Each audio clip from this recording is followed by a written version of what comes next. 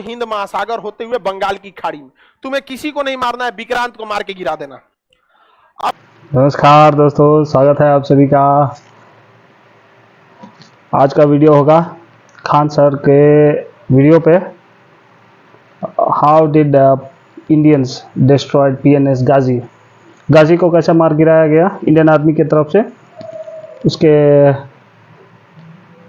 हवाले से ये वीडियो बनाया गया था। देखते हैं क्या बोलते हैं, क्या है वीडियो में वो भी देखते हैं, मज़ेदार होने वाला है। हिंद महासागर होते हुए बंगाल की खाड़ी, तुम्हें किसी को नहीं मारना है, विक्रांत को मार के गिरा देना। अब देखिए, पनडुब्बियों को साइलेंट किलर कहा जाता है। हिटलर की सबसे बड़ी ताकत पनडुब्बी थी, पानी के नीचे रहती, पता ही नहीं चलता कब मार के चल जाएगी। अब भारत को टेंशन हो गया, इससे जुड़ा भी तो मार के गिरा देगा। अब बहुत खतरनाक था, लेकिन इन चोट्टों ने जो बात किया यहाँ से, जैसे वो केरल को क्रॉस किए थे, तो उन्होंने इनका एक तो रेडियो सिग्नल हमारे इंजीनियरों ने ट्रैक कर लिया।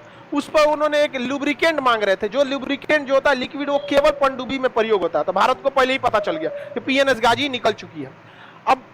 अब मेन खतरा था विक्रांत को बचाना, क्योंकि अगर विक्रांत डूब जाता तो पूरी सेना का मनोबल डूब जाता, क्योंकि पूरी सेना का सबसे बड़ा हथियार था INS विक्रांत। इतना बड़ा था कि इसके ऊपर जो पानी वाली जहाज थी और इसके ऊपर एयरपोर्ट बनाया गया था, उस पर एयरफोर्स के जहाज उतरते थे, और उन जहाजों को ये क्या करता था, ये घाटे लगा देता था ले जाके घाट पे, बांग्लादेश के घाट पे, और वहां से उड़ के बम गिरा के और उतर के सुस्ताता था। बहुते मारे हम, ढाका में बम गिराए हैं।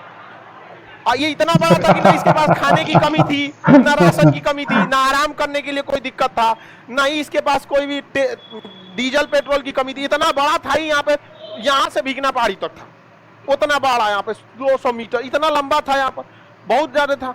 अब बताइए, ये अब दिक्कत था, यहाँ इसको गिरा था। अब PNS गाजी के पास क्षमता थी, वो डुबा देता विक्रांत।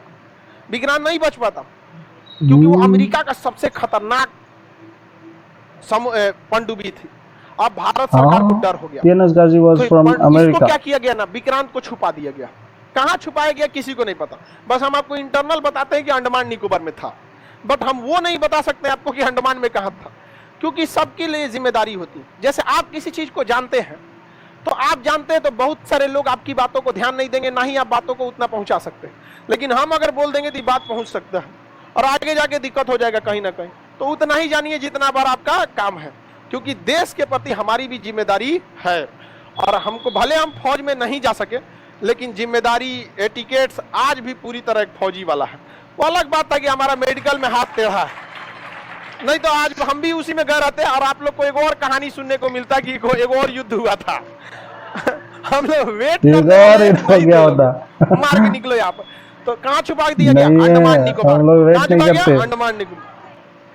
और क्या किया जाए, तो इस PNS गाजी को मारने के लिए डेप्थ चार्जरों की जरूरत थी। डेप्थ चार्जर एक ऐसा बम होता है जो ड्रम बराबर होता है, बहुत भारी होता है, और नीचे जाकर ब्लास्ट करता है। और ब्लास्ट करता है तो इतना तेज पानी का झटका मारता है कि पनडुब्बी अंदर से पचक जाती है। समझा? जैसे पानी का झटका मारेगा इसे यहाँ पर, तो पनडुब्बी क्या होगी? पनडुब्बी की दीवारें ज्यादा मोटा तो बना नहीं सकते, भारी होकर धंस जाएगा, लोहे की होती है, ज्यादा मोटा जैसे दबेगा, अंदर का कुछ इंस्ट्रूमेंट दबेगा, वायरिंग अलग होगा, कुछ ना कुछ ब्लास्ट कर जाएगा। अब हवाई जहाज है, हवाई जहाज अगर दब जाएगा तो नहीं सकता, गिरना उनको फिक्स है, नहीं समझा? अब वो डेप्थ चार्जर जो था, वो था केवल INS राजपूत के पास, और INS राजपूत का इंजन खराब था। वो सर्विसिंग के लिए आया था विशाखापट्टनम। कहाँ था? विशाखापट्टनम। युद्ध दिमाग से जीता जाता है। तो नौसेना के अधिकारियों ने कहा कि एक काम करो, हल्ला कर दो ना कि INS विक्रांत विशाखापट्टनम आया है, ताकि PNS गाजी खोजते खोजते उसको कहाँ आएगा? विशाखापट्टनम। अब विशाखापट्टनम में उनके अब्बा इंतजार कर रहे हैं, INS राजपूत। तो अब हल्ला कैसे किया जाए? हल्ला ऐसा करना है, झूठ ऐसा बोलो कि सच लगे। तो क्या किया गया, INS विक्रांत पर जितने सैनिक तैनात थे उस समय 2500 फौजी थे, उन सबके घर पे मैसेज भेजा गया कि INS विक्रांत जो है विशाखापट्टनम आ रहा है। INS विक्रांत कहाँ आ रहा है? विशाखापट्टनम। जिनको जिनको अपनी फैमिली से मिलना है मिल लो। और सब लोग आ गए, लोग विशाखापट्टनम में, हमारा मिलना, हमारा बबुआ पे कैप्टन हो लो, कोनो करे हमारा बाबू पे खाना बनाता है। सबका अलग अलग उस पर डिपार्टमेंट होता है, कोई खाना बनाने वाला है, कोई सेलर है, कोई रडार मेंटेनेंस है, कोई डीजल मेंटेनेंस, सब आ गए लोग यहाँ पे। विशाखापट्टनम में हल्ला हो गया यहाँ पर, और विशाखापट्टनम की सब्जी मंडी में ऑर्डर दिया गया कि हमको 6 महीने का सब्जी चाहिए, 2000 किलो आलू, 10,000 अंडा चाहिए। बॉयल अंडा चाहिए होता है ना एनर्जी। देखिए नॉनवेज में एक खासियत होती है कि आपको इंस्टेंट एनर्जी दे देता है। नॉनवेज जो होता है ना, अंडा मीट मांस, आपको इंस्टेंट एनर्जी दे देता है। और युद्ध लड़ने के लिए सब चीजों को थोड़ा सा जाना। और वैसे भी कहा जाता है ये राक्षसी भोजन है, तो मार करने के लिए राक्षसी ना चाहिए। नहीं समझ में आए, सात्विक भोजन करके मार करिएगा, सात्विक भोजन करके आप पढ़ाई लिखाई कीजिए। मार करना है तो कौन सा भोजन? राक्षसी भोजन। अब जब अंडा का इतना डिमांड हुआ, मीट का इतना डिमांड हुआ, चावल का डिमांड हो गया, पूरा मंडी में हड़कंप मच गया। सारा दुकानदार खोज रहा है, अरे हमारा 10,000 अंडा का ऑर्डर आया है, 21,000 है, तुम्हारे पास है? कोई पूछे क्या होगा क्या होगा, अरे विक्रांत आ रहा है, विक्रांत आ रहा है। अब पाकिस्तानी जासूस घूम रहे थे सब विशाखापट्टनम में, वो सब तुरंत पाकिस्तान फोन किया, सर एक तगड़ा न्यूज है, विक्रांत आ रहा है। विक्रांत आ रहा है। कोई विक्रांत नहीं आ रहा था यहाँ पे, समझ आ गया कि नहीं?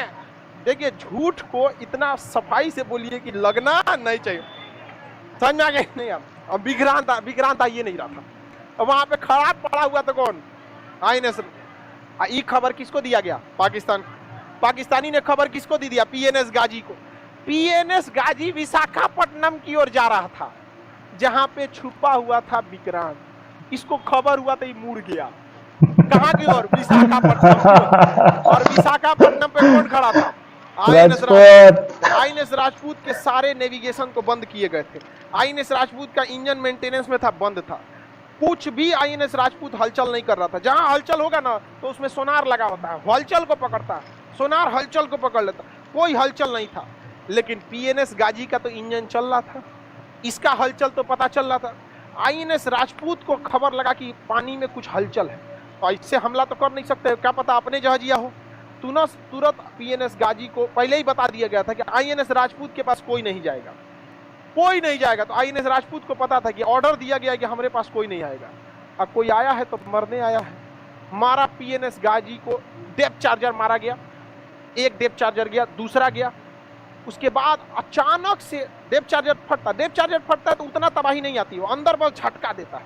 तो पहला झटका लगा अंदर, पानी हिल गया, दूसरा झटका लगा, पानी हिल गया, कुछ नहीं हुआ। एक पास 2 डेप्थ चार्जर था, बिगड़ल था ना आईएनएस राजपूत। अभी मारे कैसे यहाँ पे? आधा घंटा बाद अचानक जैसे लगा कि पानी के अंदर परमाणु बम फटा है। पीएनएस गाजी में जो छेद हुआ था ना, झटका लगा था, वो उसी कंपार्टमेंट में हो गया था जिसमें उसने बारूद रखा था।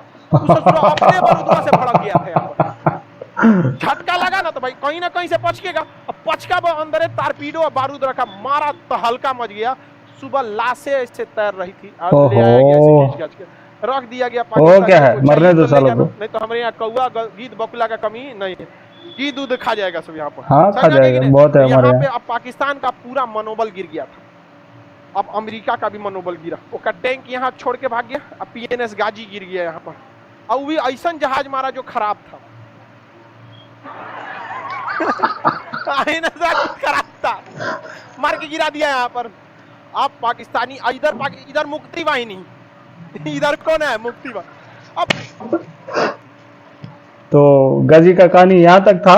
गाजी आखिरी में इंडियन आर्मी की तरफ से डुबा दिया गया, डुबा दिया नहीं, मार दिया गया। और क्या, खुल्लम खुल्ला बोलो, इंडिया ने पीएनएस गाजी को डुबा के मार पिचड़ी करके फेंक दिया उसको। चलो आज का वीडियो यही तक, और बाकी बचा वीडियो है थोड़ा, अगले वाला वीडियो में डालता हूँ। ओके, यहाँ तक अगर वीडियो अच्छा लगा होगा तो लाइक शेयर और सब्सक्राइब कीजिए।